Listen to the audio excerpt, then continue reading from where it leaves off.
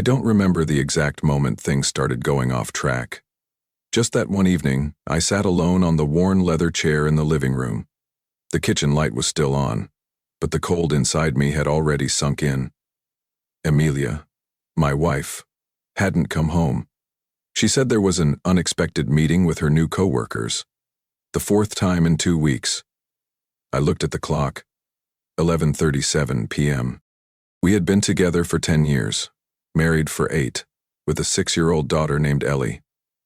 Amelia used to be gentle and full of love, the kind of partner who made me believe marriage could truly make a man better. But lately, she wasn't the woman I once knew.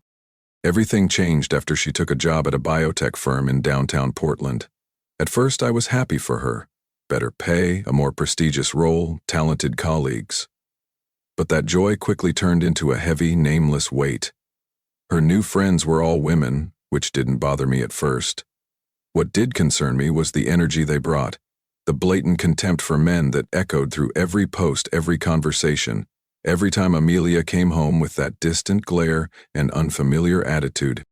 "You don't think it's a problem that your wife works late?" she snapped one evening when I gently asked if she could come home early for dinner with Ellie.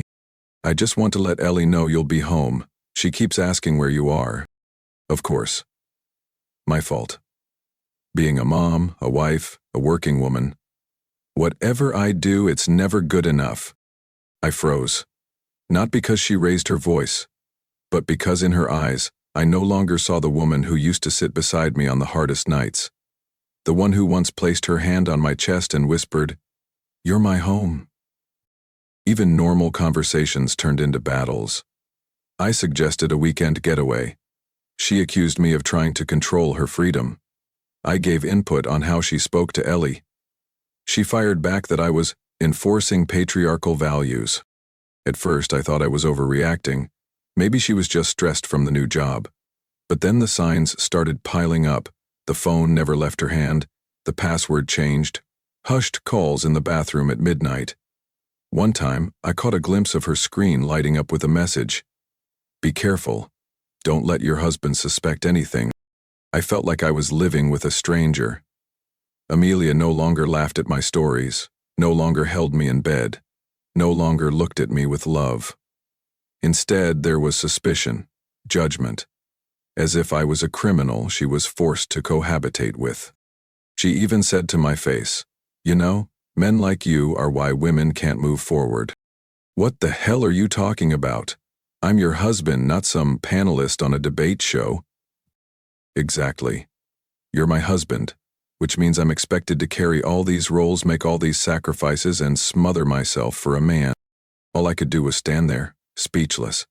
In that moment, I knew I was losing her, or worse, that the woman I loved no longer existed. I'm Joseph, 36. I once believed I had a stable family and a trustworthy wife. But now, every night, I find myself asking, who is she? And what did I do wrong? I don't have the answer. But I do know one thing. Something is rotting inside this house. And if I don't face it soon, everything will collapse. That morning started with a bitter cup of coffee and a heavy silence in the kitchen. Amelia walked in, lightly made up, the scent of a strange perfume clinging to her collar. She poured herself a glass of orange juice without looking at me. Then, out of nowhere, she said, "What do you think if we tried an open relationship?" I set my cup down, trying to stay calm. "What did you just say?" "I'm just thinking," she shrugged, like she was choosing between pizza or sushi. "A lot of modern couples are doing it. They stay together, but it's freer, more open, more honest." I stared at her for a long time. A bitter taste filled my mouth, but I said nothing. Instead, I went to the study, shut the door, turned on my computer, and began downloading a data recovery app to restore deleted messages from an old backup phone she'd left in the bathroom last week. Unlocked. I'm not proud of it, but something told me I'd never hear the truth from her. And I was right. Inside Signal, I found a conversation between her and someone named Mandy, one of the new friends I'd never met. Mandy encouraged her to break free from the boring wife role, calling me the classic male ball and chain. They planned how to bring up the open relationship with me like it was the final step in her liberation. I scrolled down. Amelia had messaged. At our dinner Friday, I'll tell him. If he agrees, I'm free. If not, I already have my backup plan. I didn't know what backup plan meant, but my chest tightened. I returned to the dining table and watched as she helped Ellie into the car. That night, I waited for her to come home. No anger, no accusations. I just needed the truth. When she walked in, I was ready. Can we talk? She looked surprised but nodded. About this morning, about the open relationship. She sighed. Joseph, I wasn't trying to hurt you, but I already know, I interrupted. I saw the messages between you and Mandy. Amelia froze. Her eyes darted away, then returned to meet mine. Not in shock, but relief? Well, good. Now you know. I'm tired of hiding. I pushed back the pain pounding in my chest. Have you cheated on me? A long pause. Then she answered. Yes, twice. I took a deep breath. With who? First was Tyler, my yoga instructor, after a group session at the park. The second was Dean. He's Ellie's classmate's dad, after a parent-teacher meeting. They're both married? She nodded. But they weren't happy either. We found something in each other. It didn't last, though. I swallowed hard. Ellie's laughter from school flashed in my mind. She had no idea her best friend's father had slept with her mom. And now? Are you still seeing someone? She looked at me with unwavering conviction. Yes, I'm seeing someone from work. Brent. He understands me. He's not like you. I was speechless. She wasn't done. Actually, I think maybe you should try it too, let some pressure off. Mandy says her friend Lori's very interested. Divorced, no strings. I think you two would get along. I stood up, trembling, not from fear, but from rage, from disgust. Not because she'd slept with someone else, but because of how casually she said it, like she was recommending a new dish to try. I didn't yell. I didn't break anything. I just looked her in the eyes and said, No Laurie, no Brent, no open relationship. We're done, Amelia. You just killed everything we ever had. She went silent.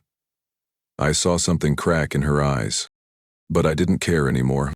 I walked into the bedroom, locked the door, and slept soundly, even if it was just for 3 hours. Because I knew, in the morning, I would call a lawyer. I woke up at 4 a.m., my shirt soaked in cold sweat even though the room wasn't hot. There was no doubt anymore. What I once thought was irrational fear had become reality. Amelia was no longer the partner who held my hand through brutal winters. It was time to act.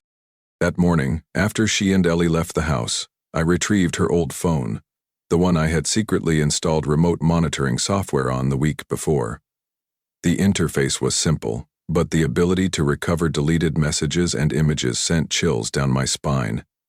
I didn't want to find anything else, but deep down, I thought I would. It took less than 10 minutes to recover a string of deleted texts and images from just a few days ago. There was a video. I opened it, and within 5 seconds, I felt my stomach twist.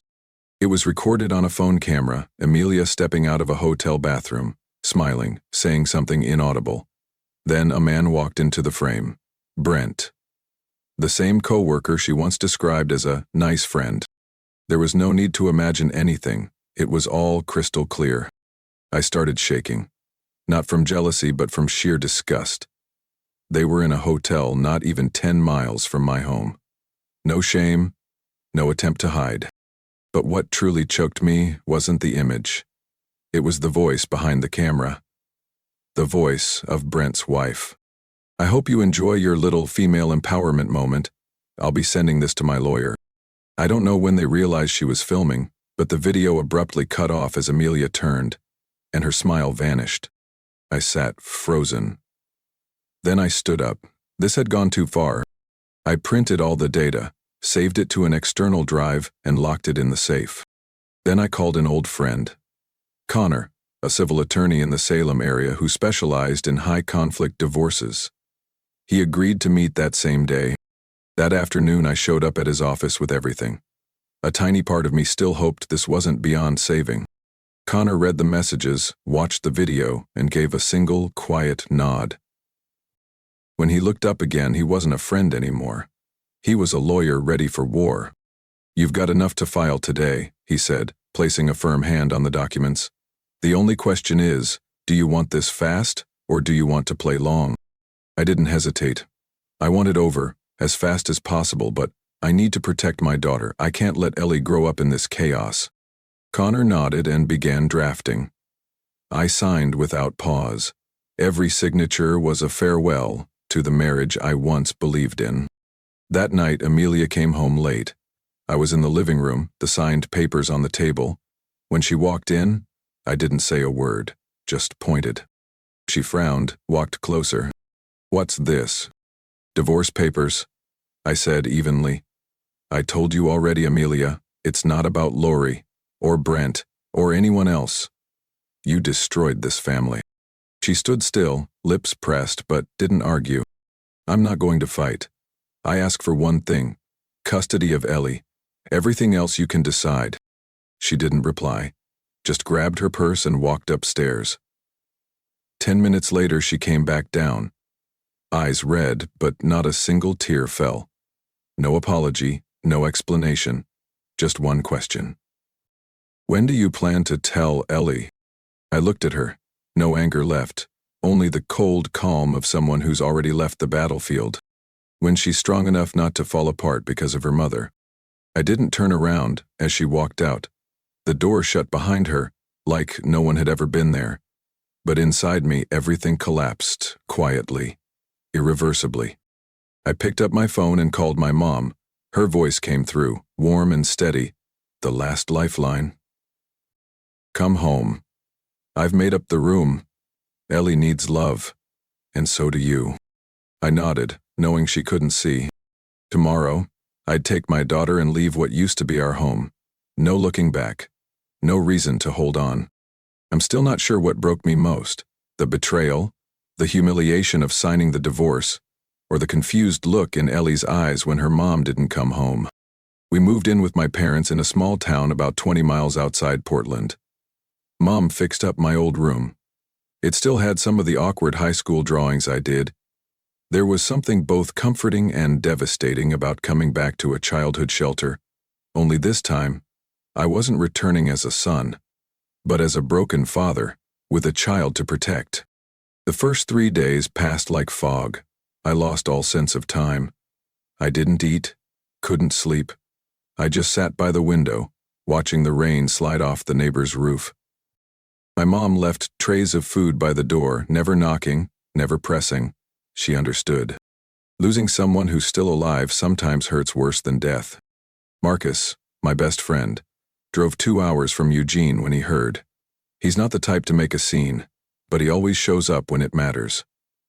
He walked into the room, said nothing, sat on the floor, leaned against the wall, cracked open a beer, and handed me one. "Drink it. You need to be sober to fall apart properly." I laughed. I felt something other than despair. Marcus stayed for 3 days. He looked after Ellie like a godfather, took her to the park, read bedtime stories, even taught her how to whistle with a blade of grass.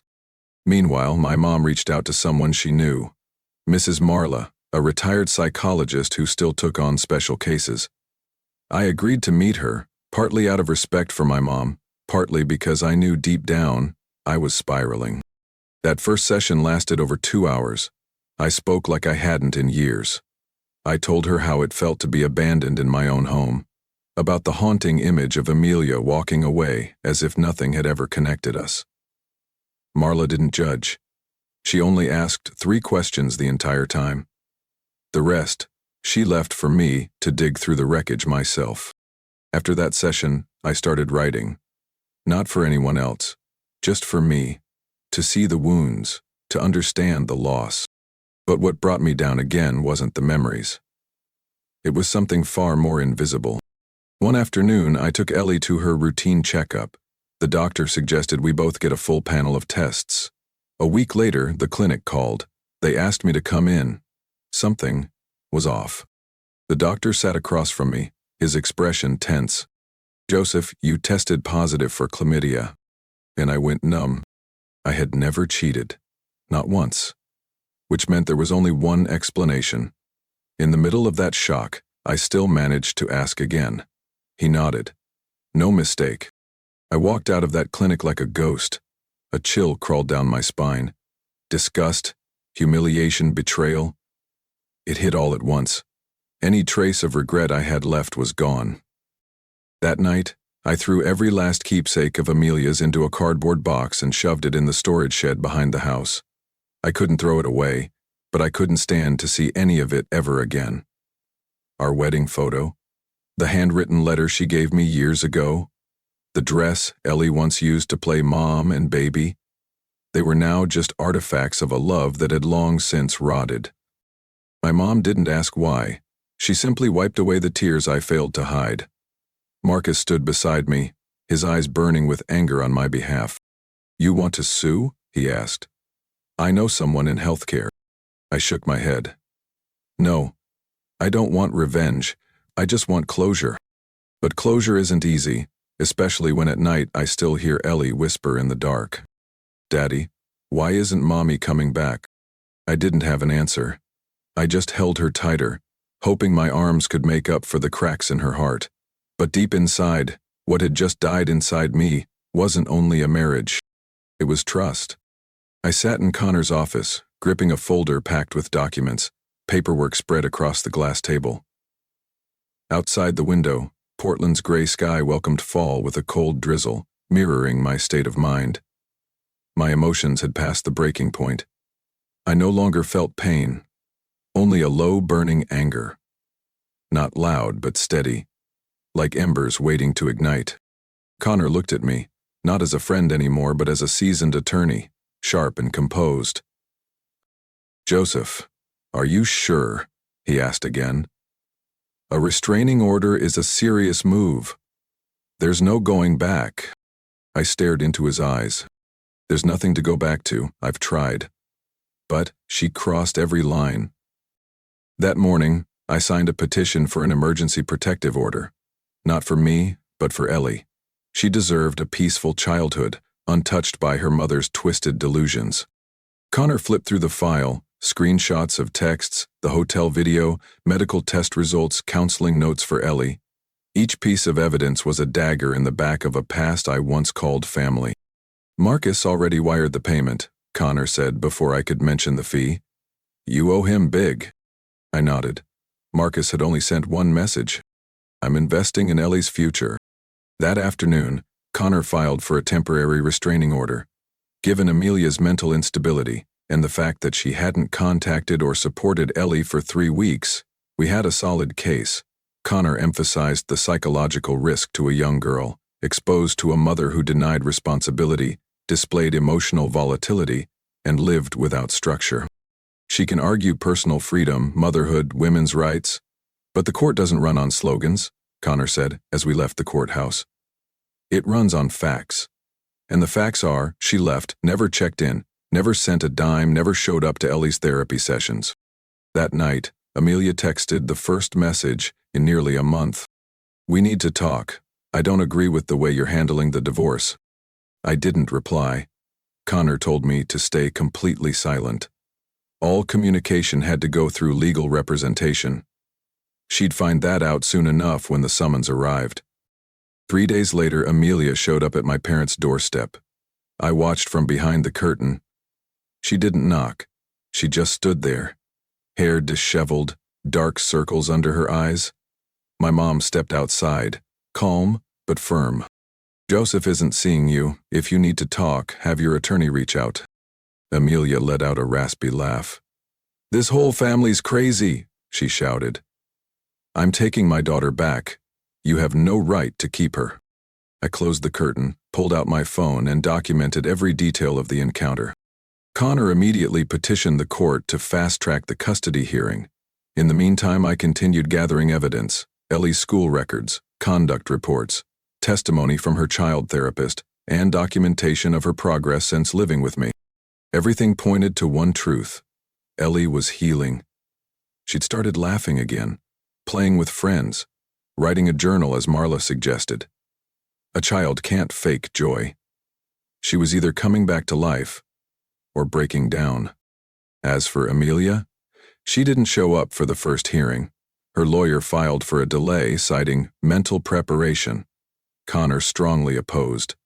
The judge granted only a brief extension, allowing me to retain temporary sole custody. That night, I lay beside Ellie. She whispered, "Daddy, is Mommy mad at me because I didn't go with her?" I swallowed hard. "No, sweetheart, you just did what you needed to feel safe." She nodded and pressed her face to my chest. My heart felt like it was being squeezed, but I didn't cry. I had to hold steady. For her. For me. But there was a battle ahead. But this time, I wasn't alone. And I wasn't backing down. The meeting took place on a Monday afternoon in a small conference room at Connor's firm.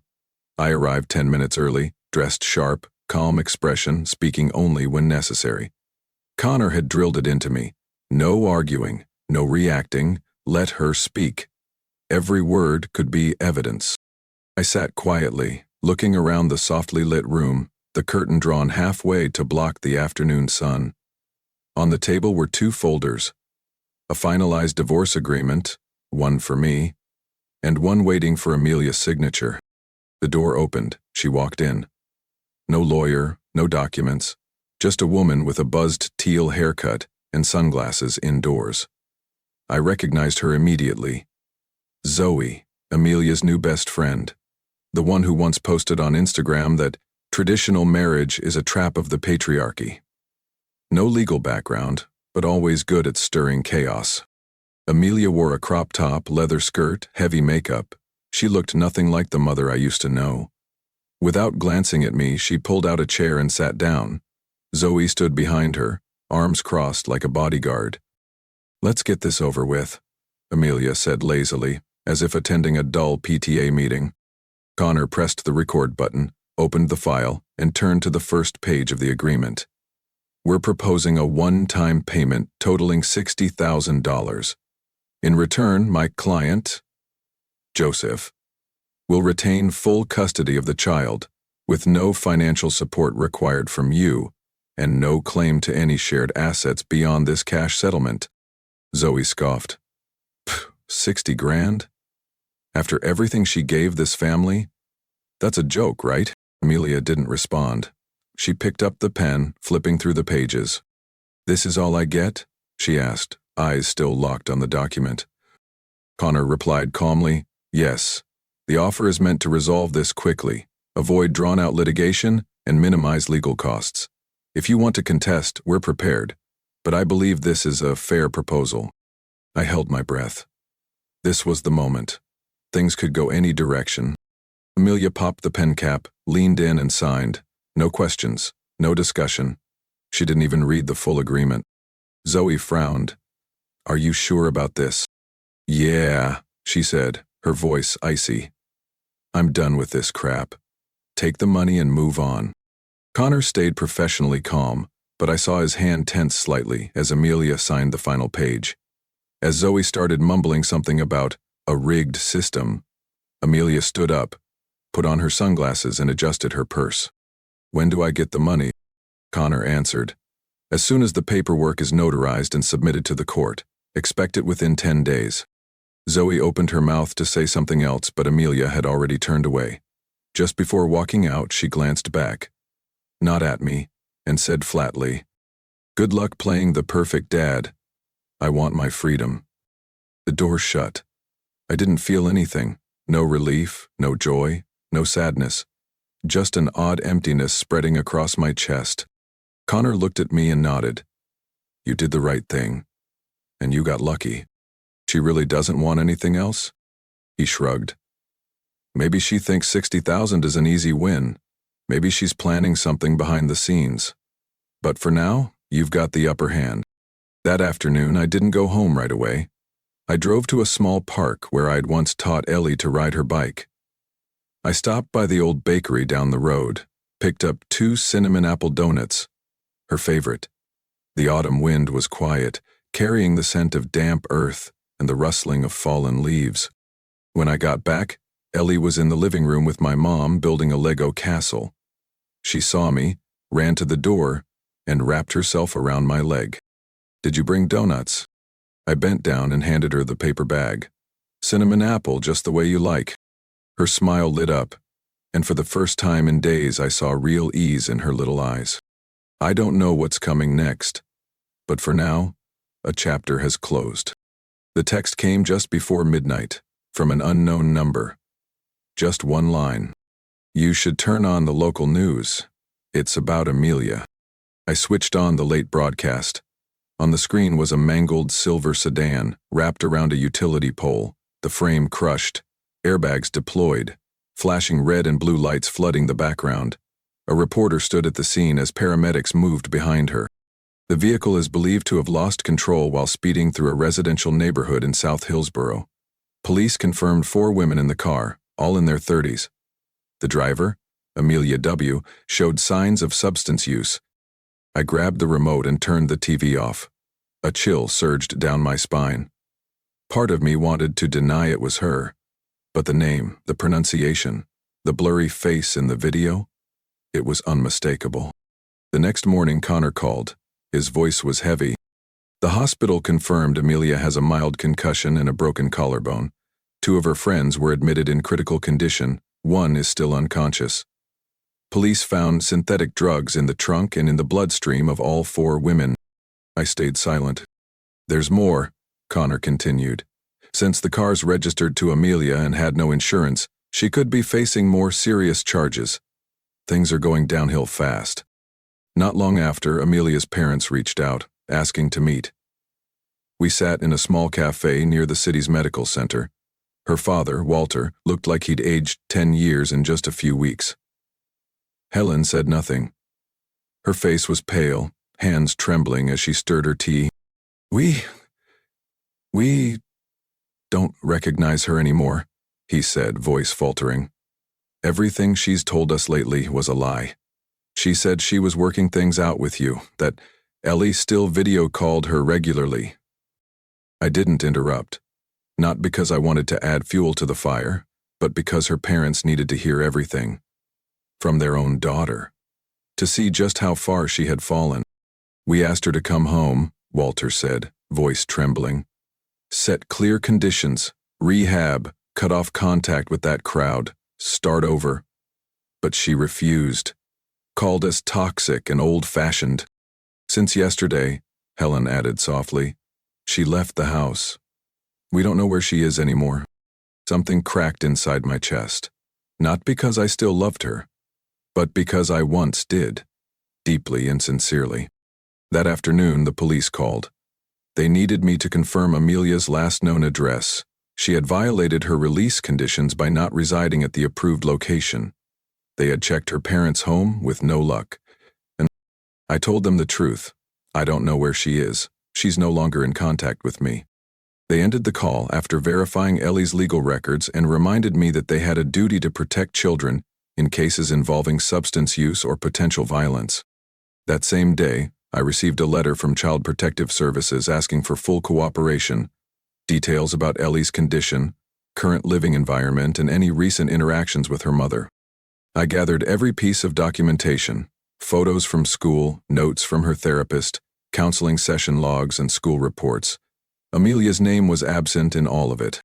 The following week was tense. I was instructed to keep Ellie at home during the ongoing investigation. Connor stayed closely involved, even sending someone to check our home security system in case Amelia, or someone she knew, tried to show up. Late one night, I received a call from a nurse at the local hospital. She introduced herself as Kara, said she was on the ER night shift, and had just admitted a female patient with no ID. She was found unconscious under the Morrison Bridge after a freezing night. "I think she might be your ex-wife. Severe exhaustion, infection, acute depression. She's still muttering your name." I got the hospital address and asked Connor if I needed to make any formal response. He said not yet. Just notify her legal counsel if things escalated. I went to the hospital the next morning. Not to reconcile, but out of a final sense of responsibility. Amelia lay there, skeletal matted hair, her face so pale I barely recognized her. Her eyes were shut. She didn't ask about Ellie. She didn't mention the divorce. All she whispered, breath thin as fog, was, "I just want peace." I stood there for a few minutes, then walked out. The hearing was scheduled for Thursday morning, a bitterly cold day. I arrived at the Washington County Courthouse with Connor, holding the file we had built for weeks. Inside were every piece of proof that I had been Ellie's sole caregiver. School records, medical files, therapy session recordings. Amelia didn't show. No request for delay, no notice from her attorney, no representation. The judge flipped through the folder, glanced at the empty chair on the defendant's side, then looked at me. Expression blank, but clear. He had seen this too many times. Given the defendant's absence and verified documentation, the court grants full legal custody of the minor Ellie Whitley to the plaintiff, Joseph Whitley. I heard those words like the click of a door unlocking after months trapped in darkness. No applause, no grand relief, just closure. Connor gave my shoulder a subtle squeeze as we exited the courtroom. "You did it. You're in control now." I nodded, wordless. I knew the woman who was once my wife was out there somewhere, battling demons no one wanted a part in anymore. 2 days later, the next call came from the hospital. Amelia had been admitted again, this time after being attacked by 3 women at a rundown motel in East Portland. The assailants were her former allies during her rebellious spiral, now accusing her of leaking group messages after one of them got arrested for drug trafficking. The truth was, Amelia's phone had been confiscated after the previous car accident, and the authorities may have uncovered the trafficking ring through her texts. She hadn't betrayed anyone, but in their world, suspicion was all it took.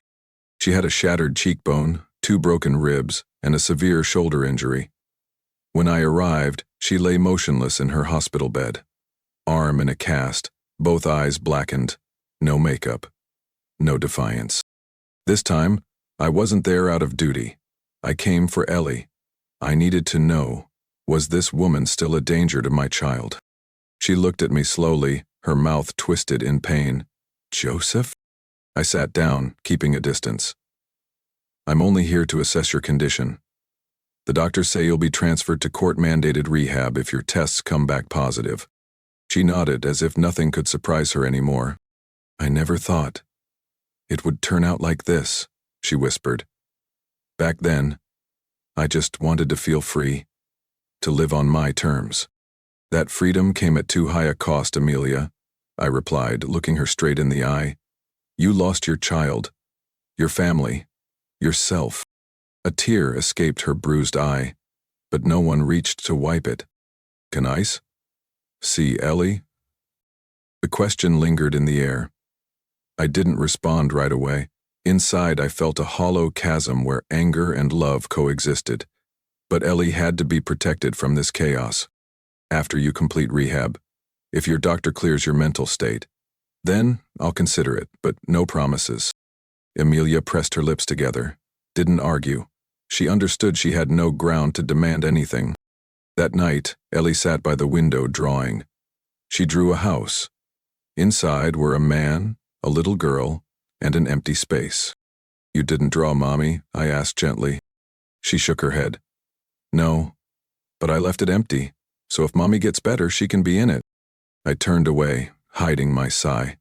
She was 6, but she understood more than I ever wished she had. We had already lost so much. But I would protect what remained, because Ellie deserved peace. I never imagined I'd find myself sitting in a psychiatric unit across from the woman I once called my wife, hearing her talk about meth and selling her body like she was telling someone else's story. The first clue came from an unexpected source. Rachel, one of Amelia's college friends. She called early one morning, her voice hoarse, like she'd cried all night. "Joseph, I wasn't sure I should reach out, but I can't keep quiet anymore. Amelia, she's gone too far." I froze. Rachel told me Amelia had shown up at her place one night last month, thin, shaking, begging for money to pay off a debt. But when Rachel asked what the debt was, Amelia dodged it, then finally broke down and admitted she'd done things she shouldn't have to get meth. I didn't want to believe it, Joseph, but she said it outright. Every time I hit bottom, I sell my body for drugs. I can't stop anymore. I hung up, the world spinning. All the fragmented pieces from the past, her sudden disappearances, strange items in her car trunk, those exhausted stares, they all snapped into one choking truth. The following week I got a call from her father, Walter. He sounded like a man on the verge of collapse. She tried to end it, Joseph. We found her in the bathroom, empty pill bottle, blood on her left wrist. Thank God I came home early. 10 more minutes and I don't remember how I got to the hospital. When I arrived, Walter was slumped in a hallway chair, hands clenched, eyes vacant. I asked how she was. He said only, stable. Physically. The on-call psychiatrist explained Amelia would be placed in a 3-month court-mandated rehab and psychiatric monitoring program due to high risk of self-harm. Her condition is severe. Symptoms of paranoia, major depressive episodes, and identity fragmentation likely triggered by long-term meth abuse. I asked to see her, as an ex-family member. They allowed it with a nurse supervising. Amelia lay in bed, pale, sunken eyes, tangled hair. Nothing like the woman who once walked confidently down the aisle. When she saw me, she didn't sit up or cry. She looked at me like I was a ghost. "What are you doing here?" Her voice barely a whisper. "I need to know if you still want to live," I answered directly. She let out a broken, hollow laugh. "Live? I haven't been living for a long time." "Then start over," I said. "Not for me. For Ellie." That was the first time she truly cried. No screaming, no drama, just tears rolling quietly down her hollow cheeks. Her hands trembled as she gripped the blanket, as if trying to hold on to the last scrap of dignity she had left. What have I done? To her, to myself? I didn't respond, not because I didn't want to, but because no words could undo what had been lost. Regret that comes too late can't erase years of self-destruction. I left the hospital near dusk. Cold winter wind swept through the bare trees. I looked up at the sky, empty inside. No one can turn back time. But I could keep the storm from ever reaching my daughter. That night, Ellie fell asleep in my mother's arms. I sat down to write letters to the social worker and to Amelia's lawyer, offering to help cover rehab costs if she complied fully and stayed away from Ellie during treatment. Not because I still loved her, but because I believed if even a fraction of the old Amelia still existed, she deserved one final chance. But this time, I wouldn't wait. I would move forward, raise my daughter, start over. As for her, whatever she chose next, it would be hers to bear. I was flipping pancakes shaped like little bears, Ellie's favorite, when the phone rang. The screen showed North Bend Recovery Center. My chest tightened. It was the head nurse. Her voice was slow, heavy. "I'm very sorry to inform you Amelia passed away early this morning." I gripped the edge of the counter. It felt like cold wind had punched straight into my soul. Cause? We believe she had hidden a small packet of heroin inside her body. It likely ruptured internally. She went into seizures within minutes. We couldn't save her. I didn't respond right away. My ears rang, the world around me faded. The funeral was held 4 days later, in a small cemetery nestled between 2 hills. A light rain fell. None of Amelia's old friends came. Only Rachel and her parents, Walter and Helen. Ellie didn't attend. I couldn't let her see an ending like this. I stood at a distance, watching as the earth was slowly piled over the casket. No one wailed. No one cried out her name like in the movies. Only the sound of scattered sighs. Heavy, quiet, final. Rachel stepped up beside me and handed me an envelope. She wrote this during her first week at the center. Looks like she never got the chance to send it. I took it, folded it carefully, and slipped it into my jacket pocket without opening it. That night, after Ellie had gone to bed, I sat alone on the porch. The rain had stopped, leaving only the quiet drip of water falling from the eaves onto the stone steps. I pulled the letter out, my hands trembling as I touched the edge of the paper. Joseph, I don't expect you to forgive me. I don't even expect you to read this. But if you're holding this letter in your hands, it means I still have a chance to be heard, even in silence. I was wrong. Not just for betraying you, not just for destroying everything, but for forgetting the very reason I ever wanted to live in the first place. You. And our little girl. Meth didn't come to me like an addiction. It came like an escape. I used it to forget the feeling of failure, the helplessness of not being a good enough wife, a good enough mother. But all it did was push me further from you, further from myself. If one day I'm gone, please don't let Ellie think her mother was a monster. I was weak, but I never stopped loving her, even though I showed it in the worst possible way. I'm sorry, Joseph. For everything. I folded the letter and held it tightly in my hand. No tears came, only a stillness that spread through my chest, like the hush after a long, hard rain. The next week, I took Ellie to my parents' cabin in Bend, where the lake is clear and the pine trees stretch on forever. She didn't ask anything more about her mom. Maybe she already understood. In the quiet way children do. Gentle, wordless, but deeper than language. That evening she sat on the steps, watching the sunset turn the lake a soft violet. I sat beside her, my arm around her shoulders. "Do you miss Mommy?" I asked softly. Ellie nodded, eyes still on the sky. "But she's not coming back, is she?" I took a deep breath. "No. But that doesn't mean she's not still in your heart." She leaned her head against my chest, silent. I was no longer a man torn between two worlds. I was Ellie's father, the only one who could guide her through whatever storms were left. No matter the past, no matter how shattered I had once been because of Amelia, one thing remained untouched: responsibility. I didn't forgive her. I didn't hate her either. I simply left it all behind. In life, some loves aren't meant to be held onto, but to be learned from, and then let go. I pulled Ellie a little closer, watching the light shimmer across the lake. A chapter had closed. But from here, I would write a new story, not with bitterness, but with a love big enough to carry both our hearts forward. Joseph's story is a bitter reminder that love, no matter how deep, can't save someone who's determined to destroy themselves. He endured betrayal, loss, and profound heartbreak, yet stood strong for his daughter. Though his heart was shattered, Joseph chose to forgive the past, to protect their future. He no longer clings to what's lost, but carries the lesson. Sometimes love means letting go. Not of them, but of who you were for them.